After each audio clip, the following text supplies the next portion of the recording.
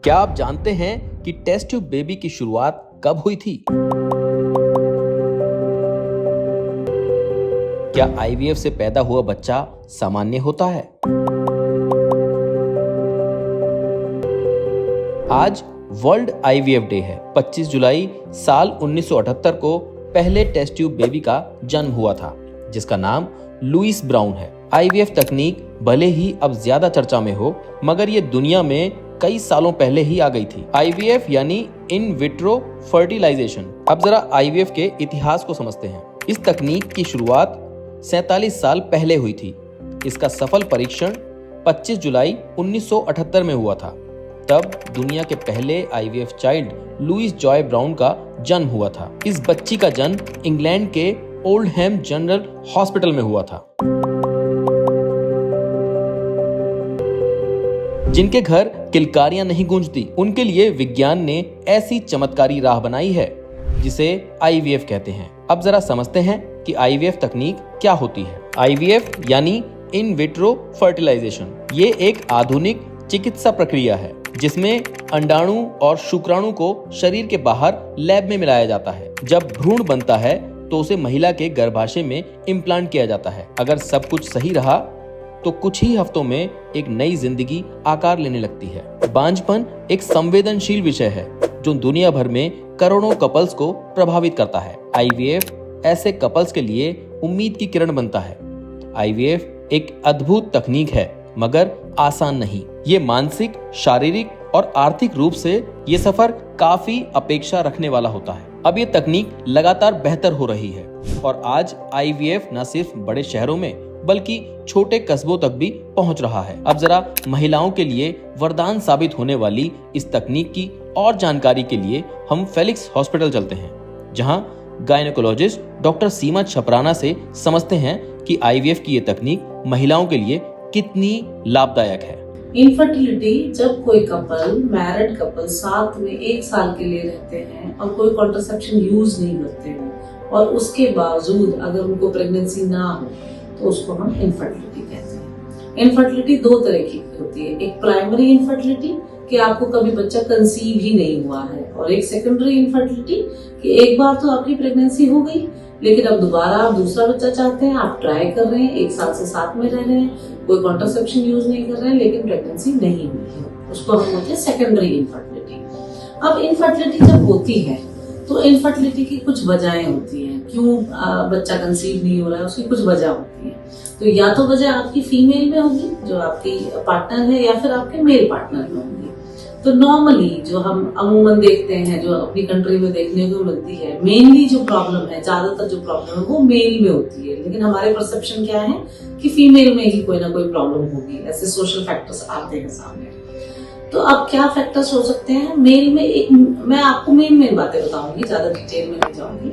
Mail में mainly sperms, जो कीटाणु है जिनसे हमें प्रेगनेंसी रुकती है, तो स्पर्म में प्रॉब्लम हो सकती है। या तो आपके काउंट्स कम है, या तो स्पर्म की क्वालिटी अच्छी नहीं है, वो ठीक से चल नहीं पा रहा है, उसकी शेप खराब है, तो हम उसमें स्पर्म की जांच कर लेते हैं, जिसको हम बोलते हैं सेमेन एनालिसिस कर लेते हैं मेल में, मोटा मोटा जानने के लिए कि क्या कॉज है इनफर्टिलिटी का।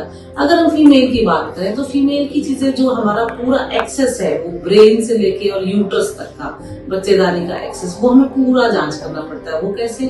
अगर आपके ब्रेन में कुछ स्ट्रेस है, कोई हार्मोनल इम्बैलेंस पहले से ही चल रहा है, उसके लिए हम हार्मोन टेस्ट कर लेते हैं। आपकी ओवरी में कोई प्रॉब्लम है कि आपके अंडे बन तो रहे हैं लेकिन वो छोटे हैं और बढ़ ही नहीं रहे हैं, तो वो उसकी जांच हम कर लेते हैं। फिर तीसरा फैक्टर आता है आपकी ट्यूब में कहीं ब्लॉकेज है, तो आपके अंडे भी बन रहे हैं, ऊपर भी कोई प्रॉब्लम नहीं है, अंडेदानी भी नॉर्मल है, लेकिन ट्यूब के थ्रू आपका अंडा आपकी बच्चेदानी तक पहुंच ही नहीं रहा है, आपके ट्यूब ब्लॉक है, उसकी हम जांच कर लेते हैं। या फिर आपका यूट्रस, जो बच्चेदानी है, वो ही बच्चा नहीं ले पा रहा है, उसमें कुछ उसकी लाइनिंग में प्रॉब्लम है, या उसके अंदर कोई गांठ पड़ी हुई है, ये फैक्टर्स हो सकते हैं। या फिर आपका जो बच्चेदानी का मुंह है उसमें कुछ प्रॉब्लम है। तो ये 4-5 फैक्टर्स होते हैं जो फीमेल्स में होते हैं। या तो आपके हार्मोनल इम्बैलेंस है, अंडेदानी में प्रॉब्लम है, या फिर आपकी ट्यूब में प्रॉब्लम है, या फिर यूट्रस में प्रॉब्लम है, या फिर आपके बच्चेदानी के मुंह में प्रॉब्लम है। ठीक है, तो ये सारे फैक्टर्स, इसके लिए हम क्या करते हैं, सबसे पहले हमारे पास कपल आता है, इतने स्ट्रेस में होता है कि हमें इनफर्टिलिटी है, हम बच्चा कंसीव नहीं कर पा रहे हैं,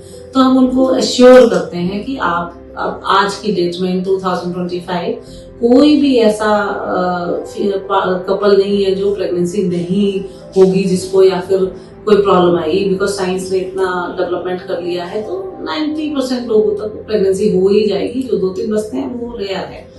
तो खैर उसके लिए फिर हम क्या करते हैं, हार्मोन टेस्ट करते हैं। फीमेल्स के हम हार्मोन टेस्ट करते हैं, मेल का हम सीमेन एनालिसिस करते हैं।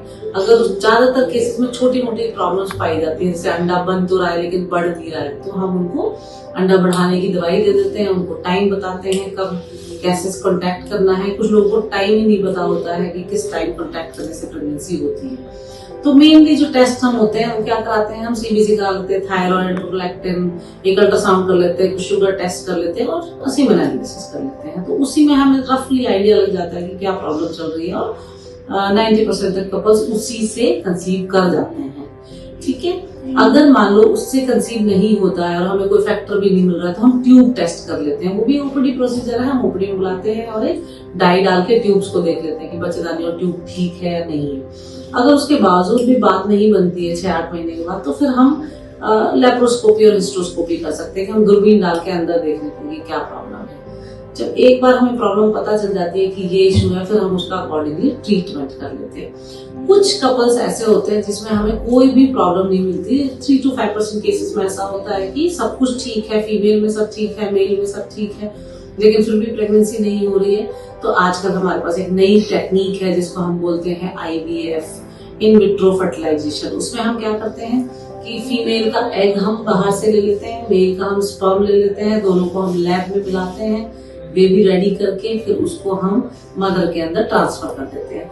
ये एक पेनलेस प्रोसीजर है, ऐसा नहीं है कि इसमें कोई पेन होता है। हाँ, थोड़ी सी दवाइयाँ ज्यादा चलती हैं क्योंकि हमें एग भी बनाने हैं, हमें अच्छे एग भी चाहिए, हमें मेल से भी अच्छे स्पर्म्स चाहिए।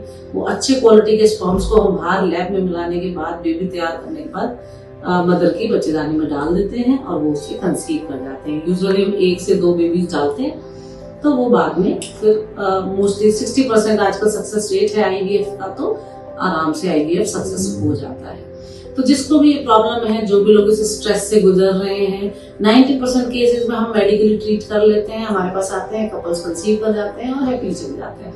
कुछ केसेस जिसमें हम नहीं कर पाते हैं या जो कंसीव नहीं कर पाते हैं सारे ट्रीटमेंट के बावजूद, उनको हम IVF का ऑप्शन दे देते हैं। तो अगर आपको ये प्रॉब्लम है तो आप स्ट्रेस मत लीजिए, हॉस्पिटल आइए, आके मिलिए और अपनी जितनी भी समस्याएं हैं उनका समाधान करिए। हेल्थ से जुड़ी ऐसी कई और जानकारी के लिए फेलिक्स हॉस्पिटल के YouTube चैनल को सब्सक्राइब करें और अपने सवाल कमेंट बॉक्स के जरिए हम तक पहुंचाएं। और डॉक्टर की अपॉइंटमेंट के लिए दिए गए नंबर 9810455953 पर संपर्क करें।